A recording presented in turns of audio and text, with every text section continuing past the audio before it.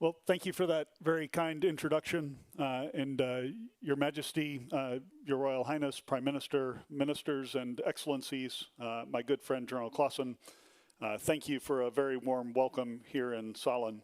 And it's a true pleasure to speak with you today. I've had the opportunity to spend the last 3 days visiting Finland and Sweden, and while in both of those nations, I've witnessed firsthand the profound strength and experience of the two nations' militaries, a deep, deep commitment to the alliance, and a sense of urgency. And that sense of urgency is essential.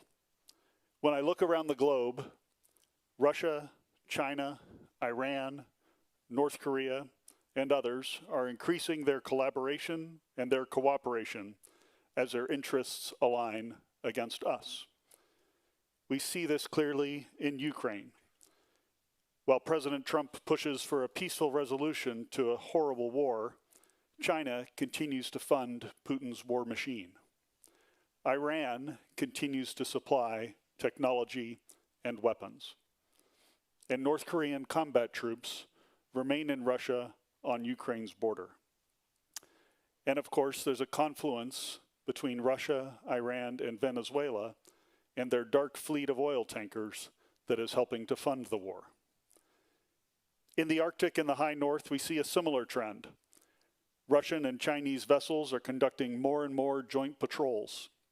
Chinese icebreakers and research vessels are in Arctic waters, and their research is not for peaceful purposes. It's to gain a military advantage. Russia, meanwhile, continues testing advanced capabilities in the Barents Sea. As new shipping routes emerge and new resources are discovered, the Arctic only grows in strategic importance. And all of this comes in the midst of an increasing hybrid threat: airspace violations, GPS and GNSS interference, and the shadow fleet in the Baltic Sea threatening underwater infrastructure. In short, the Arctic, and Northern Europe by extension, has become a front line for strategic competition. Within NATO, Allied Command Operations, the command that SACEUR oversees, has taken steps to strengthen our deterrent posture, much of which is oriented in that northern region, here. Just over a year ago, we established Baltic Sentry, an activity to protect that critical underwater infrastructure. In this past fall, we developed Eastern Sentry to increase our agility and further integrate our air and missile defenses on the eastern flank. More recently, in just the past month, we've realigned the boundaries of our joint commands, and now Joint Force Command Norfolk brings together NATO's activities in the Arctic under one command, allowing us to better defend all allies in Europe, in the Arctic, and the strategic approaches to North America. Allies are also working together closely on Arctic issues. At a recent Arctic Chief of Defense conference, we agreed to increase our understanding of activity in the Arctic, to enhance our domain awareness, and to increase our own activities and exercises in the high north. In short, military cooperation in this region has never been stronger. Moving forward, we intend to expand our intelligence, surveillance, and reconnaissance capabilities, to improve our infrastructure and logistics for military mobility, and to strengthen our presence with Arctic-capable forces, many of those forces here in Sweden. With 7 of 8 Arctic nations inside the alliance, the other one being Russia, we will and we can get this right. Now, what's Sweden's role? As our newest ally, Sweden is instrumental. 2 years in, and you have already demonstrated exceptional commitment. You're the framework nation for our forward land forces in Finland. You're filling staff roles throughout my command, especially in critical positions at Joint Force Command in Norfolk and our Training and Assistance Command for Ukraine. You've contributed capabilities for operations and our vigilance activities across the entire European continent. You're a model for societal resilience. And Sweden is among the top supporters of Ukraine through the prioritized Ukraine requirements list, the Pearl, and a number of other venues. In short, Sweden is setting an example for all of us and I truly appreciate your leadership. Now, as you're aware, transforming for the future and strengthening deterrence takes resources, a lot of resources. But while the Defense Investment Pledge at the Hague Summit in 2025 was historic, money alone is not a deterrent. We need the equipment, the weapons, and the munitions to start showing up in our allied military inventories. And this is where Sweden really stands apart.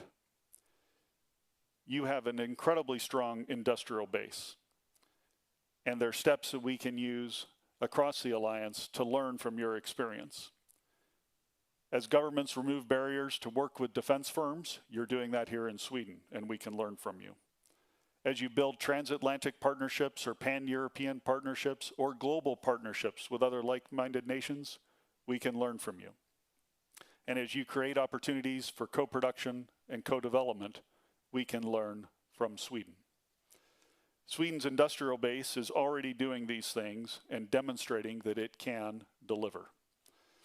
Yesterday, I heard the phrase "made with Sweden" in stark contrast to the other phrase that you might have chosen, a more protectionist phrase of "made in Sweden."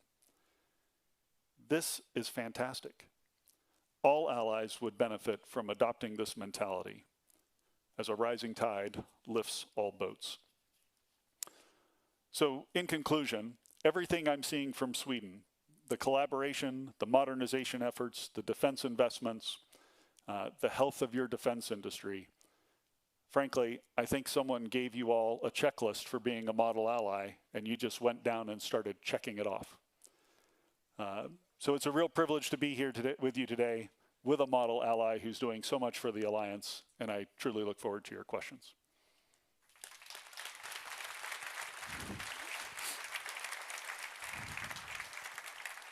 Thank you. As you said, the Arctic region is of growing strategic importance. Would you say that there is an immediate threat to NATO territory right now? I don't think there's an immediate threat to NATO territory right now. One of the reasons is, there's a couple of reasons. First, Russia is committed in Ukraine. The vast majority of their forces are dedicated to that effort. Their war economy is dedicated to that effort. And that's one of the reasons that we owe so much to Ukraine as they stand on the front lines of European defense. Russia also is aware of the incredible power of the alliance. And we have deterred the alliance from conventional attack for 76 years and will continue to do so in the future because of the strength that we have, the strength that is there today that will be even better tomorrow and even better the day after that. Russia knows that it cannot afford to take us on. We've heard a lot lately about activity from Chinese or Russian vessels close to NATO territories. Would you say that it's not a reason to really see this as an immediate threat today? Well, it will grow into more and more of a threat. So as I mentioned, as the ice recedes and there's more and more access up there, we certainly see Russia and China working together. We have had Chinese vessels patrolling with Russia, not only on the north coast of Russia, but also north of Alaska and near Canada. And like I mentioned in my remarks, it's not for peaceful purposes. They're not studying the seals and the polar bears. They're out there doing bathymetric surveys and trying to figure out how they can counter NATO capabilities on and under the sea. So that's something that could grow very quickly, and we need to be mindful of it and ready for it. This might be a tricky question, but I think you understand that there is an uncertainty if the US national strategy, along with the recent statements from President Trump, has changed anything when it comes to NATO priorities. Well, I won't comment on the political dimensions of recent rhetoric. It's not my place to do that as a military officer. But I will just observe the readout from the North Atlantic Council, where all of our permanent representatives from the 32 nations get together to discuss thorny issues. Those dialogues continue in Brussels. They've been healthy dialogues from what I've heard. And I think that's the most important thing. Members of the alliance who've worked together for so many years are talking together and working through these thorny issues. You had this role for about 6 months now. Has your priorities in any way changed? Is it only 6 months? Oh, I'm Just sorry kidding. you feel that way. No. It's actually been truly a fantastic 6 months. One of the best jobs that exists on the planet, in my view, and I've truly enjoyed it. My priorities have been pretty consistent. I've got several of them. One of is, of course, I'm focused on taking care of our people, your people, that you contribute to the Alliance and to our missions. They are the bread and butter of what we do every single day. And Michael Clausen and I actually got an opportunity to go see some of the Swedish troops yesterday, Swedish Marines who, some of the most impressive young women and men that I've seen in uniform throughout my almost 33 years of service. So you all ought to be incredibly proud of what those young people are doing for your country and for the Alliance. So we need to take care of them. We need to focus on them, get them the equipment and the capabilities that they need. My second focus is warfighting readiness. The Alliance is ready to fight tonight. But we need to continue to hone our readiness and be more and more ready every single day. That's headquarters readiness, making sure we have the processes and capabilities in place to do the things we need to do. It's also individual unit level readiness. Michael's focused on that here in Sweden. All of the chiefs of defense are, and I am as well. And it's by being ready that we continue to maintain that deterrence that I talked about. Speaking about equipment, you also said that we need the material and it's time to start for them to show up. I mean, the demand is enormous all over Europe. How much a challenge is that the military material needed won't be delivered, so to speak, in time? Yeah, it's a significant challenge. And as I go around, I try to highlight ways that I think we can meet that challenge and we can rise to it. The first is the money does have to be there. It is a prerequisite to send a signal to industry to make the investments they need to increase production capacity. So that is a prerequisite, and I don't want to belittle it. It's incredibly important. But for the first time in the Alliance, money is now not the problem. The problem is capacity. So as we think about our investments at the national level, using the 1.5% to bolster organic defense capabilities could be one option. As I mentioned, Sweden's a great example of being able to build a defense industrial base that works across Europe and across the Atlantic, and with defense industry in friendly countries like Japan and South Korea, the broader West, if you will. And that kind of resiliency in our supply chains and our resiliency as we work together, I think, benefits all of us. One last question on this subject. The war in Ukraine has clearly shown the necessity of flexibility when it comes to military capabilities. On the same time, your own capability targets works with, I think, 4-year cycles and then maybe decades to implement them. How big a challenge is that today? Yeah, it is a challenge. There's a couple of things that we think about. First, you're exactly right. Ukraine is showing that we need a pace of innovation on the battlefield. So when we talk about capabilities, here's one that I'm trying to get my mind around, and the great thinkers in here can probably help us. One of our capabilities needs to be adaptability. So we need to build programs that are able to adapt and modify and innovate over time, just as the Ukrainians have built. So think about how to build that in to what we're doing. With regard to the NATO capability targets, this is the shopping list that the Supreme Allied Commander for Transformation and then my position work together to give nations so that we have a coherent set of capabilities across the 32 countries. Those capability targets do come on a 4-year cycle, but as an example, we'll say we need Sweden to provide a mechanized brigade. What Sweden then needs to do is think about, what does a mechanized brigade mean in 2026?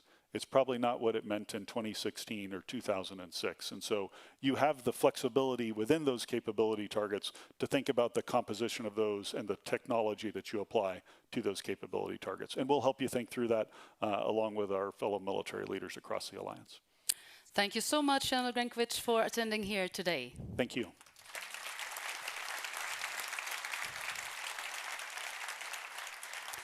Och med det tar vi en kort paus. Programmet börjar igen 14:20 och vi är på plats några minuter innan dess. Tack så mycket.